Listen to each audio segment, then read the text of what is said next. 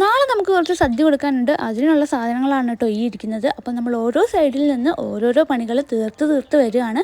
ഇതിന് സാമ്പാറിന് അരിയാനുള്ള മലക്കറികളാണ് കേട്ടോ ഈ ഇരിക്കുന്നത്. അതൊക്കെ നമ്മൾ രാത്രിയിലായിരിക്കും അരിയുന്നത്. അമ്മയുടെ പണിയൊക്കെ അമ്മ ഒരുവിധം ഒതുക്കി വെച്ചിട്ടുണ്ട്.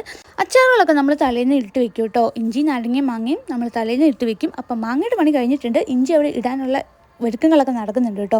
ഇനി എനിക്ക് നല്ല പണിയാണ്. ചെറിയ ഉള്ളി തീരെ പൊടിയുള്ളി ആയതുകൊണ്ട് തന്നെ നന്നായിട്ട് ബുദ്ധിമുട്ടായിരുന്നു കേട്ടോ പൊളിക്കാൻ വേണ്ടിയിട്ട്. എങ്കിലും ഞാൻ കുറച്ച് പൊളിച്ച് വെച്ചിട്ടുണ്ട്. ഇനിയുണ്ട് ഒരുപാട് പൊളിക്കാൻ വേണ്ടിയിട്ട്. ഇതൊന്ന് തീർത്തിട്ട് വേണം ഇനി ഇവിടുന്ന് എണീറ്റ് ബാക്കിയുള്ള പണികൾ നോക്കാൻ വേണ്ടിയിട്ട്.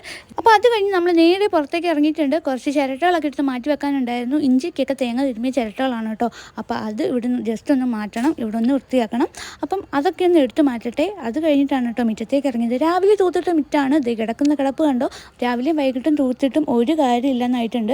ഇപ്പോൾ റബ്ബറിൻ്റെ ഇല പൊഴിയുന്ന സമയമാണല്ലോ. ചാക്ക് കണക്കിനാണ് കേട്ടോ നമുക്ക് ഇല വാരാനുള്ളത്. അപ്പോഴാണ് നമ്മളൊരു കമ്പിളി നാരങ്ങ വീണ് കിടക്കുന്നത് കണ്ടത്. അപ്പോൾ എന്തായാലും ആ കമ്പിളി നാരങ്ങ ഒന്ന് എടുത്ത് നോക്കണമല്ലോ.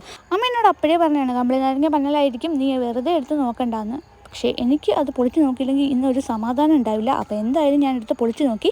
കൂടുതൽ പറയാനൊന്നുമില്ല, പന്നലായിരുന്നു, നിറയെ പുഴുവായിരുന്നു കേട്ടോ. അപ്പം ഞാനതെടുത്ത് മാറ്റി കളഞ്ഞിട്ടുണ്ട്. ഇന്ന് നല്ല കാറ്റായിരുന്നു, അതുകൊണ്ട് തന്നെ നമ്മുടെ മാവിലെ മാങ്ങയെല്ലാം പൊഴിയുന്നുണ്ട് കേട്ടോ. ഇത് അത്യാവശ്യം നല്ല പുളിയുള്ള മാങ്ങയാണ്. അപ്പം എന്തായാലും നമുക്കിത് ഉപ്പും കൂട്ടി തിന്നാന്ന് കരുതി ഞാൻ എടുത്തു.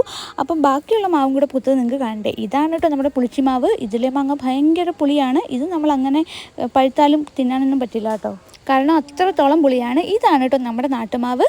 അപ്പോൾ ഇതിലെ മാങ്ങ അടിപൊളിയാണ് കേട്ടോ. അപ്പോൾ അടുത്ത വീഡിയോ ആയിട്ട് വരാം. ടാറ്റാ.